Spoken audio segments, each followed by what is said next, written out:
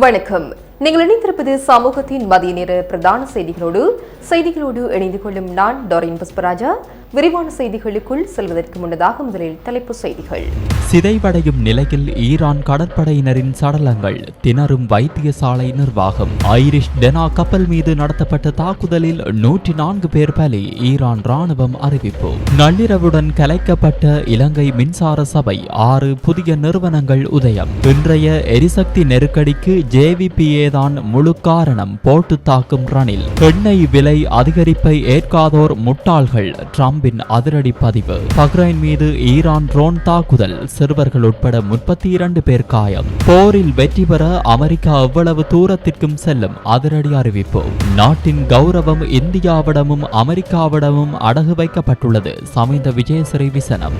வளைகுடா போரால் கப்பல் போக்குவரத்து பாதிக்கும் அபாயம், வெளியில் நடமாடுவதை பெருமளவில் தவிர்க்கவும். வவுனியா, மன்னார் மாவட்டங்கள் அதிக ஆபத்தில். இலங்கையில் அதிகரிக்கும் வீதி விபத்துக்கள், 2 மாதங்களில் மட்டும் 422 பேர் பலி.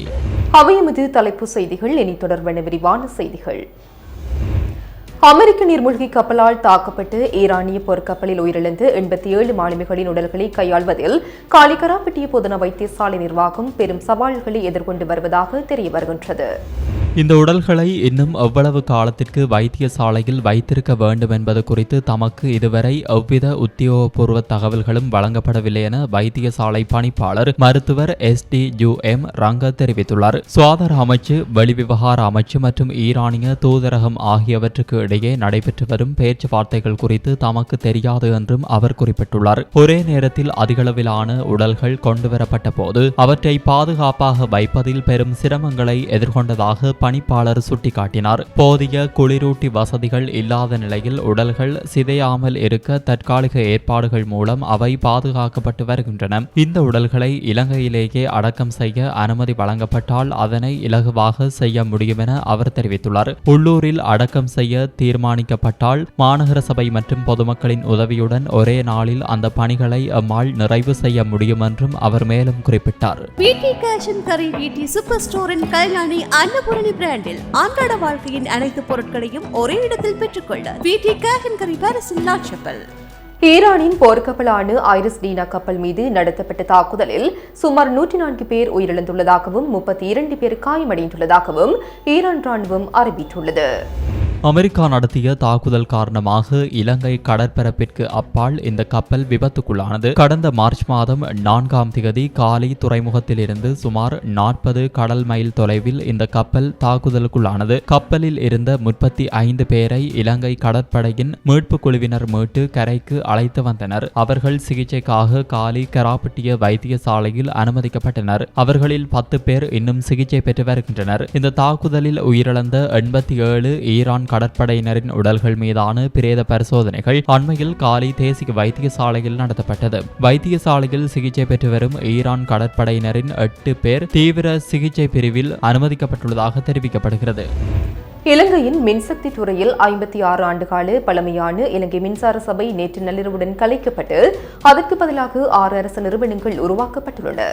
1969ஆம் ஆண்டு 17ஆம் இலக்க சட்டத்தின் கீழ் இயங்கி வந்த மின்சார சபை இனி மின் உற்பத்தி, மின் விநியோகம், கடத்துகை மற்றும் கட்டமைப்பு இயக்கம் என 6 தனித்தனி நிறுவனங்களாக செயல்படும். 2024ஆம் ஆண்டின் 36ஆம் இலக்க இலங்கை மின்சார சட்டத்தின் எஞ்சிய விதிகள் இதன் மூலம் இன்று முதல் நடைமுறைக்கு வருகின்றன.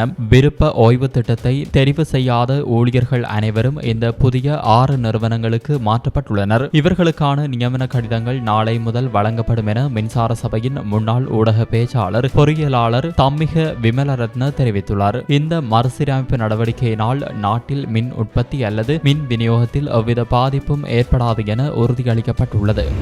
சர்வதேச விவகாரங்களில் தற்போதைய அரசு ஒரு ஊமையை போல மௌனம் காப்பதாகவும் ஜேவிபி கடந்த காலங்களில் ஏற்படுத்திய முட்டுக்கட்டைகளே இன்றைய எரிசக்தி நெருக்கடிக்கு முக்கிய காரணம் என்றும் முன்னாள் ஜனாதிபதி ரணில் விக்ரமசிங்கே தெரிவித்தார். கொழும்பில் நேற்று இடம்பெற்ற விசேட கலந்துரையாடலின் போதே அவர் இந்த விமர்சனத்தை முன்வைத்தார். எண்ணெய் சேமிப்பு முறைகள் என்பது காலங்காலமாக பயன்பாட்டில் உள்ளவை. முதலில் அமெரிக்க நிறுவனங்களுடனும் பின்னர் எண்ணெய் கூட்டு தாபனத்துடனும் நாம் இவற்றை முன்னெடுத்து வந்தோம். 2003ஆம் ஆண்டில் திருகோணமலை எண்ணெய் தாங்கிகளை இந்தியாவிடம் ஒப்படைக்க நான் முயற்சி செய்தேன். அன்றே அந்த திட்டம் நிறைவேறியிருந்தால் இலங்கைக்கு இன்று இவ்வளவு பெரிய நெருக்கடி வந்திருக்காது. எண்ணெய் தாராளமாக கிடைத்திருக்கும். ஆனால் அதனை எதிர்த்தது யார்? JVP தான். அதனை அம்மாள் மறக்க முடியாது என்றும் சாடினார். மேலும் 2015ஆம் ஆண்டிலும் இத்திட்டம் JVP-யினால் தடுக்கப்பட்டதாக குறிப்பிட்ட அவர் 2024ஆம் ஆண்டில் நிறைவடைந்திருக்க வேண்டிய விசாகப்பட்டினம் இலங்கை இடையிலான எண்ணெய் குழாய் திட்டத்தையும் அனுரகுமார தலைமையிலான தரப்பினரை முடக்கினர் என்றும் தெரிவித்தார். இந்த திட்டம் செயல்பாட்டில் இருந்திருந்தால் தற்போதைய நெருக்கடியின் போது நமக்கு உதவுவதை இந்தியா தனது கடமையாக கருதியிருக்கும். அது மட்டுமின்றி நாம் கொண்டு வந்த புதுப்பிக்கத்தக்க எரிசக்தி திட்டங்களையும் இவர்கள் தடுத்தனர். தற்போதைய உலக சூழல் குறித்து இந்த அரசு மௌனம் காப்பது வியப்பாக உள்ளது. ஓர் ஊமையை போல செயல்படும் இந்த அரசு குறைந்தபட்சம் ஈரானிய ஆன்மீக தலைவரின் படுகொலையாவது கண்டித்திருக்க வேண்டும். ஒரு நாட்டின் அரசை மற்றொரு நாடு பலவந்தமாக அகற்றும் முறையை ஒருபோதும் ஏற்க முடியாது. இது ஒரு சுதந்திர நாட்டின் இருப்பு தொடர்பான ஆழமான பிரச்சனையாகும். அமெரிக்க ஜனாதிபதி டொனால்ட் ட்ரம்ப் உலகை தனது விருப்பப்படி இயக்க முயற்சிக்கின்றார். இஸ்ரேலுடன் இணைந்து ஈரானுக்குள் குழப்பத்தை ஏற்படுத்தி ஆட்சி மாற்றத்தை கொண்டுவர ட்ரம்ப் நினைத்தார். சுவிட்சர்லாந்து, நோர்வே போன்ற நாடுகள் இந்த செயல்கள் சர்வதேச சட்டத்திற்கு முரணானது என தைரியமாக கூறியுள்ளன. ஆனால் இலங்கை அரசு இன்னும் ஒரு முறையான அறிக்கையை வெளியிடாமல் போர் நிறுத்தப்பட வேண்டும் என்று மட்டும் கூறி நழுவுகிறது. இவ்வாறு ரணில் சுட்டிக்காட்டினார். அமெரிக்கா மற்றும் உலகின் பாதுகாப்பு மற்றும் அமைதிக்காக ஈரானின் அணுமிரட்டலை முழுமையாக அளிக்கும் வரை எண்ணெய் விலை குறுகிய காலம் உயர்ந்தாலும் அது மிக சிறிய விலைதான் என்று அமெரிக்க ஜனாதிபதி டொனால்ட் ட்ரம்ப் தெரிவித்துள்ளார். அவர் தனது சமூக வலைதளமான ட்ரூத் சோசியலில் இவ்வாறு பதிவிட்டுள்ளார். அவர் அதிகரித்த எண்ணெய் விலை இறைவனை மறைத்துவிடும் போது விரைவாக வீழும். இது அமெரிக்காவிற்கும் உலகிற்கும் பாதுகாப்புக்கும் அமைதிக்கும் ஒரு மிகவும் சிறிய செலவுதான். முட்டாள்கள் மட்டுமே வித்தியாசமாக சிந்திப்பார்கள் என்று பதிவிட்டுள்ளார். மத்திய கிழக்கின் போர் பதற்றத்தின் மத்தியில் எண்ணெய் விலை நாளுக்கு நாள் மாறிவரும் நிலையில் ட்ரம்பின் இந்த பதிவு பல கேள்விகளை எழுப்பியுள்ளது. இதேவேளை விமான தாக்குதலில் கொல்லப்பட்ட அயதுல்லா அலி கமேனிக்கு பதிலாக நியமிக்கப்படும் ஈரானின் அடுத்த அதி உயர் தலைவர் முதலில் தமது ஒப்புதலை பெற தவறினால் அவர் நீண்ட காலம் நீடிக்க மாட்டார் என்று அமெரிக்க ஜனாதிபதி டொனால்ட் ட்ரம்ப் தெரிவித்துள்ளார். இந்த நிலையில் மத்திய கிழக்கின் முக்கிய எரிசக்தி உற்பத்தியாளர்கள் உற்பத்தியை குறைத்ததை தொடர்ந்து சர்வதேச சந்தையில் நேற்று மசகு எண்ணெய் பீப்பாய் ஒன்றின் விலை $100க்கும் அதிகமாக உயர்ந்துள்ளது. ஈரான் மீதான அமெரிக்க இஸ்ரேல் போர் காரணமாக எண்ணெய் மற்றும் எரிவாயு போக்குவரத்திற்கான உலகின் மிக முக்கியமான கடல் பாதைகளில் ஒன்றான ஹோர்முஸ் ஜலசந்தி முடங்கியுள்ளன. இந்த நிலையில் அதற்கு பதிலடியாக இந்த உற்பத்தி குறைப்பு நடவடிக்கை எடுக்கப்பட்டுள்ளது. அதன்படி பிரெண்ட் ரக மசகு எண்ணெய் 18% உயர்ந்து பீப்பாய் ஒன்றின் விலை $108.68 விற்பனை செய்யப்படுகிறது. அமெரிக்காவின் WTI ரக மசகு எண்ணெய் சுமார் 20% அதிகரித்து பீப்பாய் ஒன்றின் விலை $108 உயர்ந்துள்ளது. பக்ரைன் தலைநகருக்கு அருகே ஈரான் நடத்திய ட்ரோன் தாக்குதலில் சுமார் 32 பேர் காயமடைந்துள்ளதாக அந்த நாட்டு அரசு செய்தி நிறுவனம் தெரிவித்துள்ளது.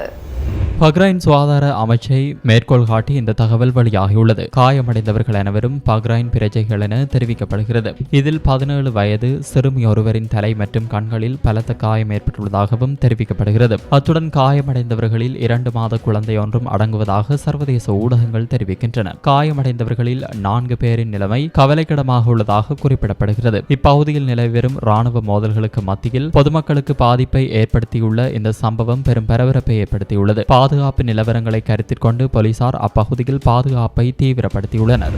ஈரானுடனான போரில் வெற்றி பெறுவதற்கு எவ்வளவு தூரம் செல்ல வேண்டுமோ அவ்வளவு தூரம் செல்ல அமெரிக்கா தயாராக உள்ளதாக அமெரிக்க பாதுகாப்பு செயலாளர் பீட் ஹெக்ஸெட் தெரிவித்துள்ளார்.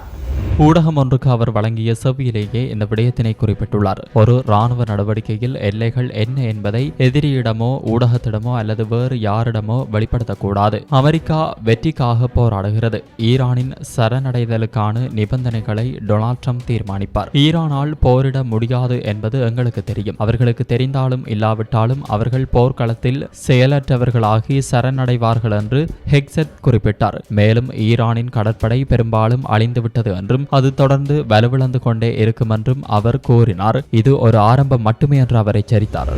எதிர்க்கட்சியில் இருந்தபோது அமெரிக்கா மற்றும் இந்தியாவிற்கு எதிராக கூச்சலிட்டவர்கள் இன்று அந்த நாடுகளுக்கு பாய்ந்து ஒவ்வொரு தீர்மானங்களையும் எடுக்கின்றனர். நாட்டின் கௌரவத்தை இந்தியாவிடமும் அமெரிக்காவிடமும் அடகு வைத்துள்ளதாக பாராளுமன்ற உறுப்பினர் சமிந்த விஜயசிறி குற்றம் சுமத்தினார்.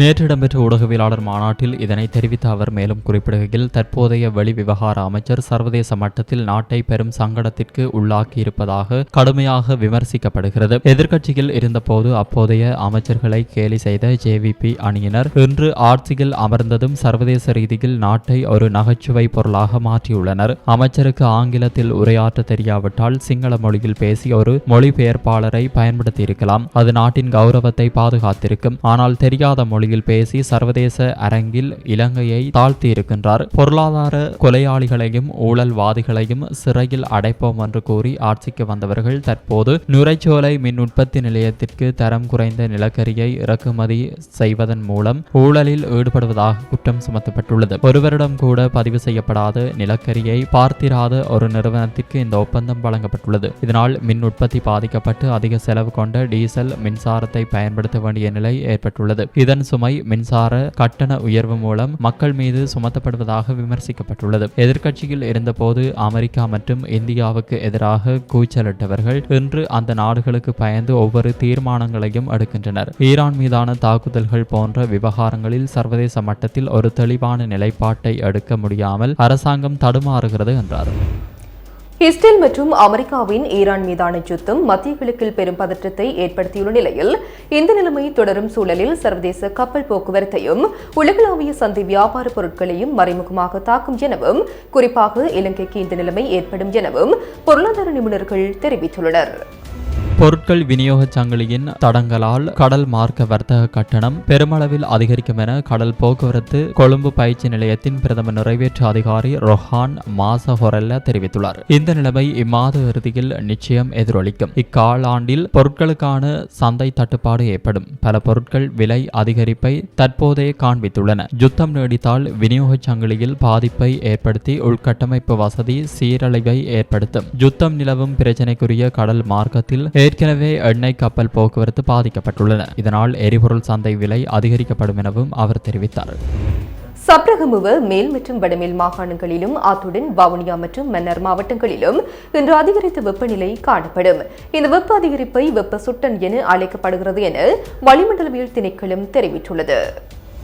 இந்த வெப்ப சுட்டனானது மனித உடலில் குறிப்பிடத்தக்க அளவில் தாக்கத்தை ஏற்படுத்தக்கூடும். இது சரீரப்பதன் மற்றும் வெப்பநிலை இரண்டிற்கும் இடையிலான தொடர்பாகும். இது ஒரு அதிகரித்த வெப்பநிலை என கருத முடியாது. வளிமண்டலத்தில் ஈரப்பதன் அதிகரித்து காணப்படும் இதேவேளை வளிமண்டல வெப்பநிலையும் அதிகரித்து காணப்படும். ஆனால் வளிமண்டல வெப்பநிலை அதிகரிக்கும் போது ஈரப்பதன் குறைவடைய வேண்டும். அவ்வாறு இல்லாமையினால் இவ்வெப்ப சுட்டனானது வளிமண்டலத்தில் தாக்கத்தை ஏற்படுத்துகின்றது. இவ்வாறான தாக்கத்தின் போது மக்கள் குறிப்பாக அதிக அளவில் நீர் அருந்த வேண்டும். வெயிலில் நடமாடுவதை பெருமளவில் தவிர்க்க வேண்டும். சோர்வு நிலை ஏற்படும் போது உடனடியாக வைத்தியசாலைக்கு செல்ல வேண்டும். நாட்டின் பெரும்பாலான பகுதிகளில் வறட்சியான வானிலை நிலவக்கூடும். இதை தவிர காலி, மாத்தறை, களுத்துறை மற்றும் ரத்தினபுரி மாவட்டங்களின் சில இடங்களில் பிற்பகல் 2 மணிக்கு பின்னர் மழை அல்லது இடியுடன் கூடிய மழை பெய்யக்கூடிய வாய்ப்பு காணப்படுகின்றது. கொழும்பு ககதுடுவு பகுதியில் உள்ள ஆடை தொழிற்சாலை ஒன்றில் பணிபுரிந்த 25 வயதுடைய யுவதி ஒருவர் அவரது காதலனால் தொழிற்சாலை வளாகத்திற்கு உள்ளேயே கத்தியால் குத்தி கொலை செய்யப்பட்ட சம்பவம் தொடர்பில் கடந்த 5 நாட்களாக போலீசார் தீவிர விசாரணைகளை மேற்கொண்டு வருகின்றனர்.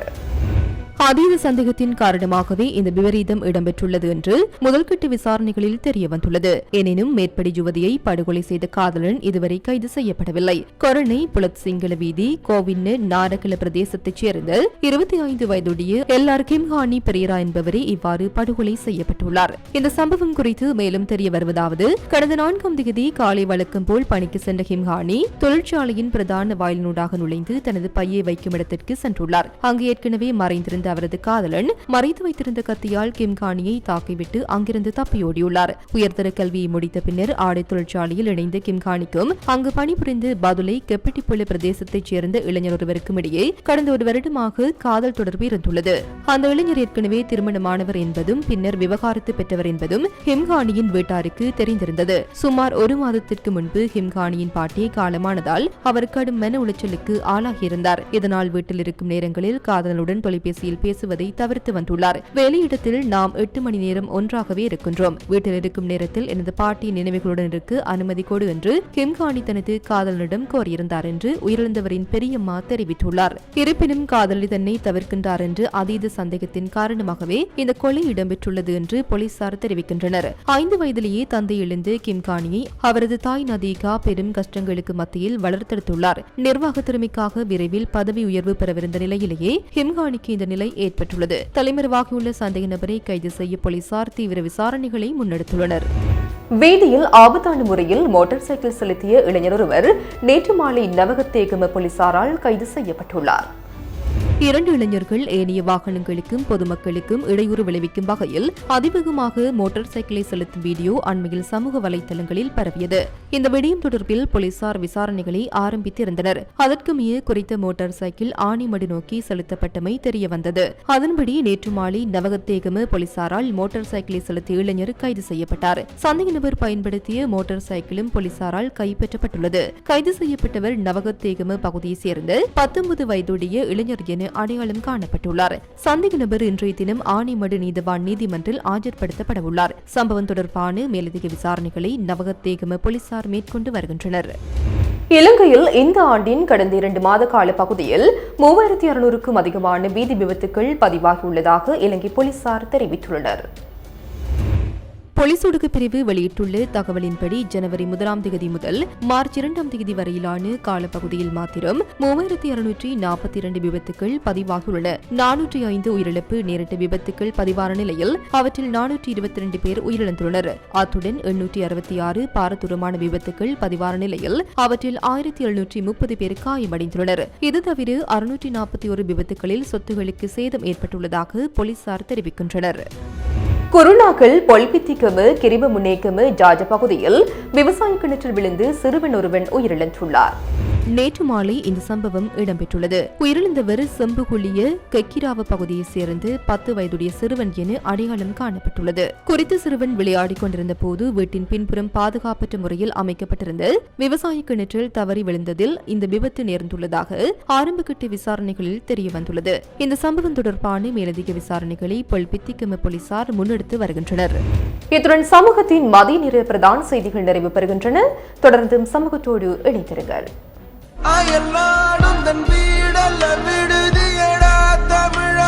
தாய் மண்ணிலும் ஒரு சொந்த இல்லம் அக்கனவு நனவாக இலங்கையில் மனை விற்பனை மற்றும் நிர்மாணத் துறையில் முதன்மை நிறுவனமான ப்ளூ ஓஷனை நாடுங்கள்.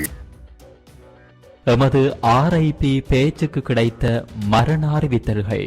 கொழும்பை பிறப்பிடமாகவும் வதிவிடமாகவும் கொண்டிருந்த திரு ராஜகோபால் ரெட்டியார் கிஷாந்தன் அவர்கள் 7/3/2026 சனிக்கிழமை அன்று காலமானார்.